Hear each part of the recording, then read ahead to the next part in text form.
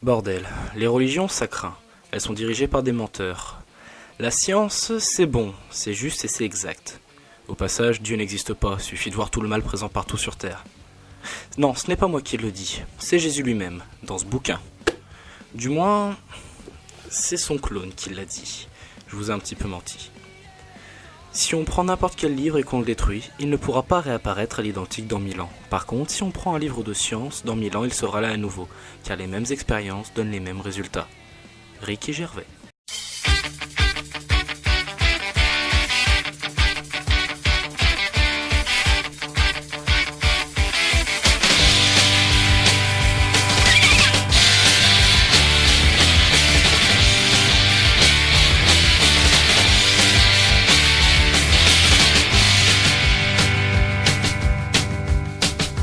Salut à toutes et à tous. Avant de continuer, plus la peine de regarder l'écran, seul l'audio importe. Donc, je me rends compte de ce que j'ai pu dire en intro et ne vous inquiétez pas, je ne suis pas là pour contredire la foi des gens qui en ont une. Chacun vit sa vie comme il le sent tant qu'il ne fait de mal à personne. Cette intro est juste là pour coller au thème de l'épisode d'aujourd'hui, car oui, on va parler de foi, on va parler de science, on va parler de punk rock Jesus. Donc on attaque. Punk Rock Jesus est donc un comics sorti entre juillet et décembre 2012 aux États-Unis en 6 numéros, scénarisé et dessiné par Sean Murphy. En France, seule l'édition de Urban Comics qui regroupe l'intégrale de la série est sortie le 20 septembre 2013 dans l'édition Vertigo Deluxe. Bon, Punk Rock Jesus est une valeur sûre et l'édition Vertigo Deluxe ajoute des témoignages de l'auteur sur lesquels nous reviendrons et qui sont, je trouve, très intéressants. Je vous conseille donc de l'acheter sans tarder. Enfin, attendez la fin de la vidéo s'il vous plaît. Donc, on passe au résumé. Je ne sais pas trop, soit je vous lis le résumé que j'ai fait moi-même, qui je trouvais assez complet et assez sympa, soit je vous lis le résumé qu'il y a au dos de l'édition Vertigo Deluxe. Mais il ne parle pas vraiment de tout ce dont je veux parler.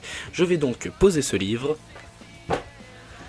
et vous présenter mon propre résumé qui commence un petit peu pareil. Donc, en 2019, la société de télé-réalité Office lance le projet J2, Jésus numéro 2, destiné à réaliser le clonage de Jésus-Christ, le seul, l'unique, à partir de cellules du sensuaire, retrouvées sur le sensuaire. Grâce à l'expertise scientifique du docteur Epstein et à la surveillance de Thomas McHale, le premier clonage humain, qui est aussi le premier clonage du plus grand messie de tous les temps, réussi. C'est une jeune femme, vierge, nommée Gwen, qui reprendra le rôle de Marie. Elle donne ainsi naissance en direct à la télévision à un petit garçon nommé Chris, en référence à Christ de Jésus, Christ. Dans cette histoire, deux personnages seront importants, Chris et Thomas McHale. Et même si les autres personnages sont indispensables au récit, ces deux-là sont très intéressants à analyser dans leur vie, dans leur passé et dans leurs relations, car il y a un petit peu un jeu en miroir qui s'actionne, mais on en reparlera après. Donc, le premier servira de la nouvelle vision de la religion, avec un début de vie dur dans une véritable prison de la Bastille. Bon, je vais faire une parenthèse. La Bastille, c'était la prison du roi, et elle était un symbole de son pouvoir. La prise de cette prison est donc le symbole que le roi n'a plus accès à tous les pouvoirs. C'est un symbole assez fort, et cette parenthèse est assez courte, donc on passe à la suite du résumé. Donc cette prison est sous le joug chaque jour de la NAC, enfin la NAC, la Nouvelle Amérique Chrétienne, qui doit sûrement s'appeler autrement en anglais. Et donc la NAC n'accepte pas que Jésus puisse avoir un clone. Ils prennent cela comme une hérésie et estiment qu'il appartient au monde et qu'une télé-réalité sur sa vie ne devrait pas exister. Et je suis assez d'accord avec eux, mais encore une fois on en reparlera plus tard après le résumé. Donc, on va parler de la mère Gwen. Cette pauvre femme se fait droguer et alcooliser par Slate, le gars à la tête du projet, qui est une véritable ordure, pour la faire passer pour une mauvaise mère au monde entier à tel point qu'elle s'en persuade elle-même et commence à déprimer. Elle va même essayer de se suicider à un moment. Pour la vie de Chris, des caméras filment sa vie chaque seconde, ce qui ne lui laisse aucune intimité. Il n'a qu'une seule vraie amie, la fille du docteur Epstein, qu'il a le droit de fréquenter. Une seule, ses camarades de classe sont des hologrammes, comme les cours et les profs. Alors quand c'est un enfant de 3 ans ça passe bien, mais au bout d'un moment la supercherie commence à se voir et elle n'était pas faite pour être camouflée. Évidemment, il y a encore plein d'autres problèmes au développement du clone du Messie le plus connu de tous les temps en direct H24 à la télévision. Et sur le sol américain, s'il vous plaît, car cette nation est bien évidemment bénie de Dieu. Après tout, Washington déchirait des pages de sa propre Bible. C'est dit dans le bouquin, je ne sais pas si c'est vrai, je n'ai pas vérifié, donc on passe maintenant à l'histoire de Thomas McHale. Dès enfant, il tue son père par erreur et assiste à son agonie en Irlande. Recueilli par son oncle membre de l'IRA, il est un tueur professionnel.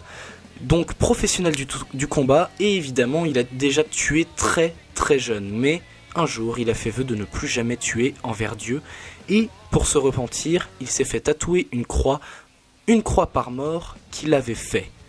Une croix par mort sur son dos, d'où son surnom du cimetière. Cet homme est très croyant. Il est le garde de J2 à Office et n'hésite pas à être violent tant qu'il ne tue pas. Fan de punk rock tel que le groupe Steve Littlefinger par exemple, tout change lorsque... Et là, je vais être obligé de marquer la zone spoiler. Effectivement, là, en résumant, j'ai pu résumer peut-être que le premier numéro sur les 6 sortis aux États-Unis, donc vraiment tout le début du bouquin. Cependant, je vais être obligé de marquer le spoiler parce que c'est un endroit qui est très important sur lequel je veux parler. Mais d'un autre côté, Punk Rock Jesus est vraiment un comics qui est extraordinaire, donc je vais vous en faire une petite critique rapidement. L'histoire est trash, le dessin est tout aussi trash, mais tout aussi bien maîtrisé l'un comme l'autre, et toute l'ambiance est très bien retranscrite. On voit les dilemmes que l'auteur personnellement a pu avoir dans sa jeunesse, dilemmes dont je reparlerai à la fin de l'épisode. Donc je vous mets pas de timecode parce que déjà j'ai la flemme et surtout c'est une chronique audio, donc voilà, arrêtez-vous là si vous voulez lire Punk Rock Jesus, mais si vous vous assurez soit de l'avoir lu, soit si vous ne voulez pas le lire, et bien dans ce cas-là, vous pouvez continuer de m'écouter. Mais je vous le dis, lisez-le, vraiment il en vaut la peine.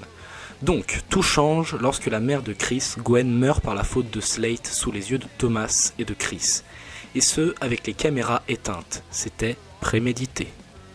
De là, Chris demande au docteur Sarah Epstein de lui apprendre la science et prend des vinyles de Thomas qui s'est fait virer pour avoir étranglé Slate de rage. Il réussit à s'enfuir de J2 après une déclaration du tonnerre à la télévision, prend un style punk rock et rejoint l'un des derniers groupes de punk rock des États-Unis d'Amérique. Son statut d'icône mondiale qui change de bord et arrête de croire en Dieu avec des paroles anti-religion l'emmène jusqu'à Jérusalem, la fameuse ville de Jérusalem, pour un dernier concert censé imposer une image de libération des esprits des joues des religions et de leur dogmatisme extrême. Malheureusement, c'est pas moi qui le dis, c'est le bouquin, les Arabes sont plus radicaux dans leurs actions que les chrétiens de la NAC. Chris se fait enlever et Thomas est obligé de tuer pour le protéger. Il a respecté la promesse faite envers Gwen, la seconde mari spirituelle, à savoir de protéger à coûte que coûte son fils, mais cette promesse est contre celle tenue envers la première mari qu'il a vue, qui lui a dit de ne plus tuer sinon il irait en enfer. Et là, s'ensuit la bulle de dialogue que je vais vous citer. Promets-moi que tu es bien lui, dis-moi que tu es bien Jésus et que je n'irai pas en enfer pour avoir brisé mon serment. Toute ma vie j'ai essayé de faire ce que Dieu me demandait, mais tout ce que j'ai été c'est un putain d'assassin. J'ai promis à ta mère que je ne tuerai plus, puis je lui ai promis de te protéger, mais pour te protéger j'étais obligé de tuer ces hommes, ça n'a pas de sens. Je n'ai aucun moyen de ne pas finir en enfer, depuis le début je n'ai aucune chance. Thomas McHale est un homme torturé. Donc on continue, puis, alors qu'ils sont retournés en lieu sûr, la NAC attaque. Thomas se repent en voulant se sacrifier pour retenir la NAC et laisser Chris la possibilité de s'enfuir en hélicoptère avec ses amis. Mais une balle touche l'un des rotors, l'hélico tombe et se crache. Un seul mort, Chris. Waouh, ok. Je sais pas si j'ai réussi à vous donner envie. Je l'espère, très franchement, car voici mon avis sur ce comics. Il est très, très bon. Le dessin, alors, je l'ai déjà dit tout à l'heure, mais je vais répéter. Mais cette fois-ci sous une meilleure forme. Le dessin trash contraste avec le propos précis et ambigu de l'histoire, qui au fond est tout aussi trash dans sa forme. Tout ceci a été réalisé avec le plus grand soin et une âme forte. On sent que l'auteur est touché en premier par le propos en fait. Un vieux sentiment de croyance et un renouveau sacrifié pour la science. Je sais que j'ai passé beaucoup de temps sur la description et le résumé, mais je pense qu'elle sert très bien le propos de l'auteur et reflète sa vie. L'auteur explique dans le comics à la fin de l'édition Vertigo Deluxe, encore une fois dans sa postface. Il explique qu'il a arrêté de prier en 2003. Alors qu'il bossait sur le comics, il pensait aux convictions de Thomas et qui se voyait bafoué dans sa jeunesse. Et cela lui a fait se remettre en question sur sa religion. Il est parti en road trip avec un pote pour faire du surf. Son pote était athée. Il a décidé de devenir athée pendant 1 mois pour voir ce que ça donnait. Ne pas devenir athée du jour au lendemain. Lui qui commençait à douter, il voulait d'abord tester. Il voulait voir un petit peu ce que ça donnait une croyance basée sur la science et non plus sur le dogme. Et en pleine mer, il fut pris par les vagues, et sous l'eau, à bout de souffle, il voulut prier pour aller mieux et s'en sortir. Il s'arrêta, pour ne pas rompre sa promesse. Il se servit de son cerveau et trouva la surface en réfléchissant. Il se dit donc que s'il avait prié puis trouvé la surface, il aurait remercié Dieu et non pas son cerveau. Voilà comment le changement a opéré sur lui.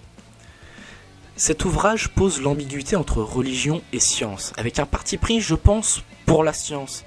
Mais il pose aussi que la religion n'est pas mauvaise pour des gens comme Thomas, qui certes est un ancien tueur, mais peut l'être pour tous les gens comme les fans de J2 ou la NAC qui utilisent la violence pour justifier leur avis. Alors que Thomas, certes, est un tueur, mais il n'aime pas la violence mixée à la religion. Il l'utilise pour son travail parce qu'il ne sait faire rien d'autre. Et il a été élevé ainsi par son oncle. Nous avons là affaire à une œuvre bouleversante. Tous les ressentis que j'ai eus en la lisant, sont ceux que l'auteur a voulu exprimer, enfin, je pense. Et à chaque lecture, on remarque des détails et de la subtilité dans les dialogues comme dans les dessins. Chaque personnage est développé avec une minution, aucun n'est purement bon ou mauvais, chacun a son vécu et ses intentions, et même lorsque cela n'est pas évoqué directement, on le comprend soit par des indices, soit dans le sous-texte. Et même pour des enfoirés comme Slate, on va se retrouver à certains moments à se dire « Merde, le pauvre !» Alors que franchement, c'est un putain d'enfoiré. Donc j'en ai fini pour cet épisode, donc voilà ce qui va se passer, il arrivera le générique de fin, et juste après, les 2 musiques que je vous conseille d'écouter, qui sont plus ou moins en lien avec l'épisode d'aujourd'hui. Donc, on se retrouve. We're sick and tired of your ism, schism, game, dine and go to heaven in Jesus' name, Lord. We know and we understand. Almighty God is a living man. You can fool some people sometimes, but you can't fool all the people all the time. So now we see the light. We gonna stand up for our rights. Yeah. So you better... Ok, donc on va parler des 2 musiques que j'ai choisies pour cet épisode. La première, c'est Gotta Get Away de Steve Littlefinger, un groupe irlandais originaire de Belfast. Leur style très punk va bien avec le comics, car c'est le groupe que Chris découvre grâce à Thomas, entre autres.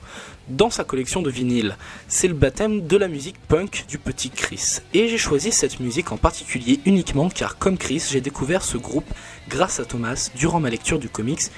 Et cette musique-là parce que c'est l'une de mes préférées. La deuxième, c'est Get Up Stand Up de Bob Marley. Certainement pas besoin de présenter le père du reggae, celui qui l'a popularisé dans le monde, mais j'ai pris cette musique car son message d'espoir nous dit de ne jamais s'abaisser contre les plus forts et de toujours se relever face aux problèmes. Je trouve que cette musique illustre parfaitement le propos du livre et surtout de l'épopée de Chris. Et au passage, c'est ma musique préférée de Bob Marley, fallait bien que je la casse quelque part. Donc on arrive à la fin, si vous croyez, soyez en paix et ne pensez pas à la violence pour défendre vos causes. Et que ce soit pour la science ou pour la religion, quelle qu'elle soit. Sur ce, je n'ai rien à ajouter à ce message qui sonne un petit peu Miss Univers sur le fond. Donc à la prochaine tout le monde.